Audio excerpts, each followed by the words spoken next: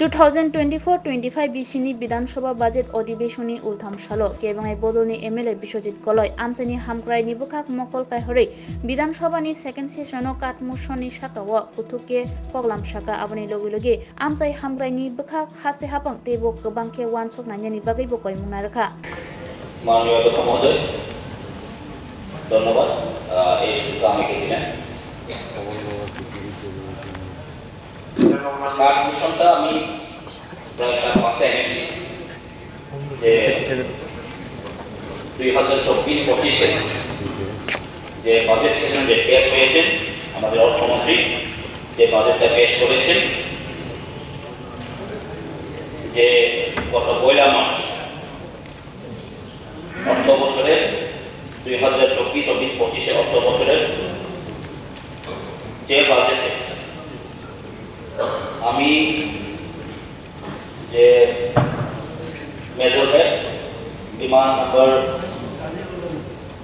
16 major bed 2210 demand 19 major bed 2225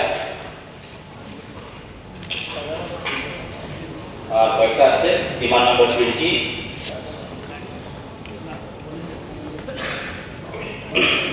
আমি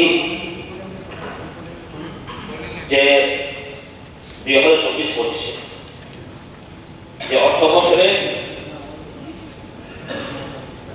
দেখেছেন রাজ্যের 42 লক্ষ মানুষ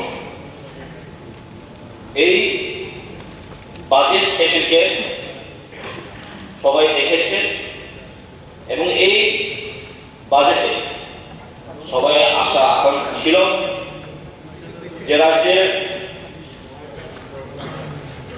যুবকদের বা রাজ্যের বেকারদের কিছু কর্মসংস্থানের কথা বলা হবে বলে মানুষ আশা ছিলেন কিন্তু এখানে বেকারদের কিছু আমি তেমন কোনো কিছু দেখিনি কারণ গত 2018 বিধানসভা নির্বাচনী ইশতেহারে বছরে 50,000 কর্মসংস্থানে করার কথা ছিল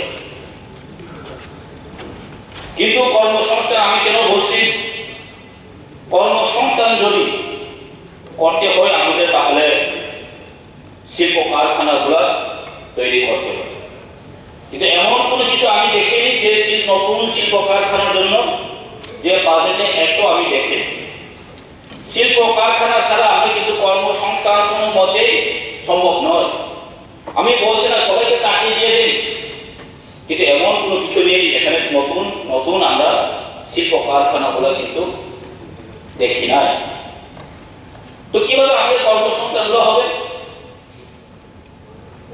তো কর্মসংস্থান যদি না হয় তাহলে আমাদের রাজ্যের শিক্ষিত বেকাররা কোথায় যাবে তার জন্য আমাদের শিক্ষিত বেকাররা রাজ্যের প্রচুর যুবকরা এখন বাইরে চলে যেতে হয় তার জন্য সরকারকে দৃষ্টি আকর্ষণ করে আমি বলছি আমাদের কিছু চিন্তা ভাবনা করতেই হবে এখন আমি দেখেছি একটু আগে আমাদের মন্ত্রীরা বলেছেন যে রাজ্যতে শুধু একটা শিল্পই চলছে এখন শিল্প বলতে আমাদের অর্থ জোগাড় করা বা অর্থ উপার্জন করার একটাই মাত্র রাস্তা গ্রামে বা পাহাড়ে বলতে গেলে শুধু রাবার চাষিদের উপর রাবার যে চাষের উপর কিছু আমাদের অর্থ উপার্জন করছে কিন্তু এই বাজেটে আমি মনে করছি না রাবার চাষের জন্য কোনো কিছু সুখবর এরকম কিছু নেই আজ থেকে প্রায় 10-15 বছর আগে রাবারের দাম মন্ত্রী সাহেব আমাকে বলেছেন সবাইকে বলেছেন যে 90 টাকা 10-15 বছর আগে রাবারের দাম 90-100 টাকা না 200 থেকে 250 টাকা ছিল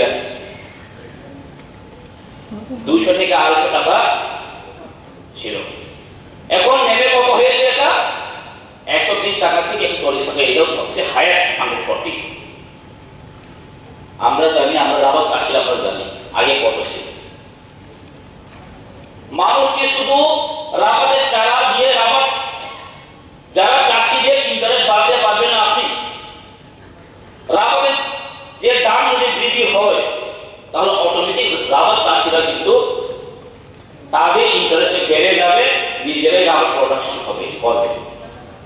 শুধু আমরা কি করি, রাবার চাষিদের ওই রাবার চারা আমরা কিন্তু ফ্রি অফ কস্টে দিই। এটাও কোন সময় দিয়ে, ড্রাই সিজনে দেওয়া হয়। যে সময় রাবার চাষের জন্য পরিবেশ অনুকূল তখন পাবে না এই রাবারের চাষ, রাবারের চাষ কখন পাওয়া যায়? আমরা মার্চ এপ্রিলে গিয়ে তখন এটা হয়তো ডিসেম্বর মাসে পরে দেখা।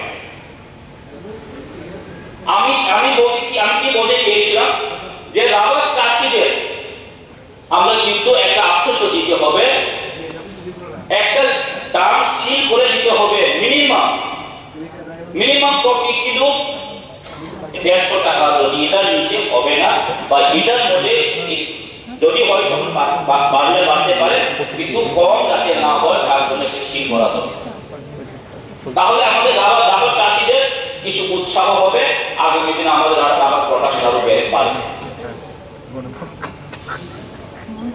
কিন্তু আমরা কি দেখি, একটা রাজ্যে রাবার বোর্ড আছে, তো রাবার বোর্ডের কর্মচারীদেরকে বেতন পাওয়া যায়নি। এখন আমরা তাই সোশ্যাল মিডিয়াতে শুনেছি। তো রাবার বোর্ডের যদি কর্মচারী যদি বেতন না পায়, তাহলে রাবার বোর্ড কিভাবে কাজ করবো? রাবার বোর্ড কিভাবে আমাদের যেটা ফাংশনিং কিভাবে হবে? তো সরকারকে এই দিকে নজর দিতে হবে। আমরা দেখেছি এবং শুনেছি, টাইম যেহেতু কম, সব সময় আমরা বলি আর দেখি ট্রাইবেল সাপ্লাম, ট্রাইবেল জন্য অনেক কিছু করছে, এটা কিন্তু আমরা প্রত্যেকবারে সবার কাছে আমরা শুনছি। আমি দেখেছি গতবারে যে বাজেট সেশনে এডিসিটিও ফান্ড 672 crore দেওয়া হচ্ছে সামথিং। এই বছরে কত দেওয়া হচ্ছে? 798 সামথিং crore। কত বেড়েছে? 26 crore বেড়েছে। 26 crore বেড়েছে। 26 crore দিয়ে কি হবে আপনি আমাকে বলুন। আমি কেন বলছি অ্যাকচুয়ালি আমার বিধানসভা বলে আমি বলছি না, যে জায়গাতে আমরা স্কুলে ভিজিটে যাই, আমি এজ বিধায়ক হিসেবে আমরাও চাই প্রত্যেকটা স্কুলে চেয়ার নাই, বেঞ্চ নাই, মানে অর্ধেক দিন উড়ে গেছে, সিলিং নেই, কিছু নেই। Maximum school high school, higher secondary স্কুলের অবস্থা। তো এখানে মেইনটেনেন্স করার কোনো কিছু আমি দেখিনি, শুধু নতুন স্কুল বানানোর জন্য RITF ফান্ডে দেখেছি। ভালো কথা, নতুন স্কুল বানাবেন, ঠিক, সবটাই ঠিক, কিন্তু পুরনো স্কুলটাকে কি করবে? যেটা ভারত স্বাধীনতা হওয়ার আগে স্কুল অনেক আছে আমার এরিয়াতে, অমরেন্দ্রনগর হাই স্কুল দিন আমি ভিজিটে গেলাম। এদের মানুষ কিভাবে পড়াশোনা করছে? অর্ধেক দিন নেই, সিলিং নেই, বেঞ্চ নেই, কিছু নেই, কিভাবে পড়াশোনা করবেন ছেলেমেয়েরা? জন্মজয়নগর স্কুলে আমি গেলাম, বারবার কথা হয়েছে। তো এই নতুন গুলো যে বিল্ডিং হবে সেখানে যদিও আমরা নজর দিতে হবে, এবং পুরানো যেটা আছে তাদেরকে মেইনটেনেন্স করাও কিন্তু আমাদের কিছু চিন্তা ভাবনা থাকতে হবে। এবং আমাদের রাজ্যে তো সবই বলছে ডেভেলপমেন্ট হচ্ছে, রাস্তাগুলোও উন্নয়ন হচ্ছে, কিন্তু সব ঠিক আছে। রাস্তাগুলো এখন যে NH রুটটা যেটা আছে, ম্যাক্সিমাম সবাই জানে এটা কিন্তু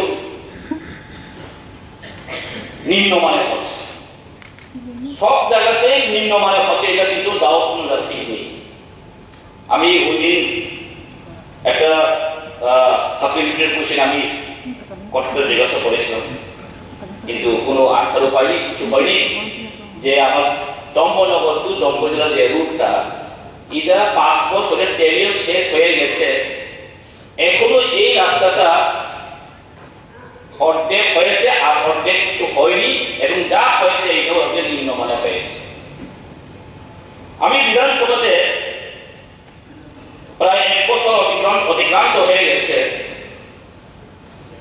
বারবার আমি কোয়েশ্চেন সাবমিট করেছি, কিন্তু আজ পর্যন্ত আমি কোনো কিছু উত্তর পাই না, হাও পাই না, নাও পাই না। প্রশ্নগুলো কি হয়? রিজেক্টেড হয়েছে। সাব ডিভিশনে কেন হসপিটাল হবে না? বলেন আমাকে আশ্বস্ত দিন যে কেন হচ্ছে না। একটা সাব ডিভিশন আছে, সাব ডিভিশন হসপিটাল হচ্ছে না। আমি চাই মাননীয় মুখ্যমন্ত্রী বা ভারপ্রাপ্ত মন্ত্রীকে আমি আমাকে আশ্বস্ত করুন কেন হচ্ছে না, একটু প্রশ্নটা দিন, আমাকে উত্তরটা দিন। কলেজ তো হবে না। যেমন খুমুলুকে আমি সেখানে এই বাজেটে এটাও দেখছিলাম, বাজেট তো আচ্ছা 27,000 crore হয়েছে। আমি তো চাইবো যে বাজেট 27 crore না 50,000 crore হোক, আমি এটা চাই। এটার মধ্যে আমাদের খুমুলুং আছে, খুমুলুং টাউনটাকে ডেভেলপ করার জন্য একটা বাজেট থাকলে আমরা খুব খুশি হতাম। তাও তো দেখেন নিউ টাউনশিপ যদি হয় তার জন্য ক্ষতি হবে। খুমুলুং একটা শহর যে টিটিএমসি ক্যাপিটাল, নিউ টাউনশিপ ডেভেলপমেন্ট मतलब হাই টেকনোলজির মধ্যে দিয়ে একটা টাউনশিপ হওয়া, কিন্তু বাজারে কোনো কিছু নেই।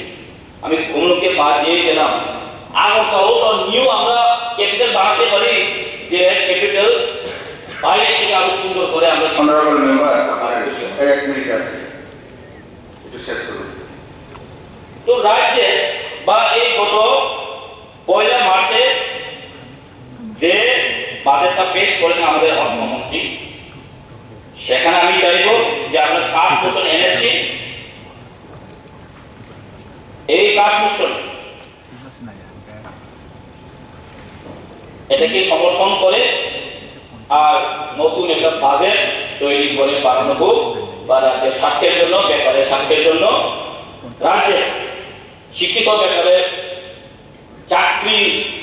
চাকরিকে নিয়ে। আর এখানে কিন্তু স্পেসিফিক কোনো কিছু চাকরির জন্য কিছু লেখা নেই, সরকারি চাকরির জন্য, যেটা ব্যাকলগ পুশ আছে এখন 10,000 এবার এসসি এসটি 10,000 এবার। আমি গত বিধানসভাতে আমি একটা ডাটা দিয়েছিলাম যে লাস্ট অব্দি 10,000 উপর আমাদের এসসি এসটি ব্যাকলগ ছিল। এটাও কোনো কিছু এখানে লেখা নেই যে কিভাবে আবার রিক্রুটমেন্ট করা হবে। তো আমি সম্পূর্ণ এটাই বলবো যে নতুন করে একটা বাজেট বানানো হোক, যে বাজেট আমাদের নিয়ার ফিউচারের জন্য একটা দিশা, একটা দিক দেখিয়ে দেওয়ার জন্য। থ্যাংক ইউ বন্ধু। আপনার কাঠমোশনের কত নম্বরটা, ডিমান্ড নাম্বার কত? আমার ডিমান্ড নাম্বার আছে 24,225 আছে, তাই 5টা আছে আমার কাঠমোশন ডিমান্ড। 5টা আছে, 5টা আছে কাঠমোশনে, 1 2 3 4 বললে তো এটা এখন এই 10 মিনিটে তো হবে না। ঠিক আছে, আরো আছে। ঠিক আছে, ধন্যবাদ। Thank you. হ্যাঁ, নাম্বারটা হচ্ছে 8 নাম্বার, এখানে demand number 60,2210, demand number 19 major head 2225,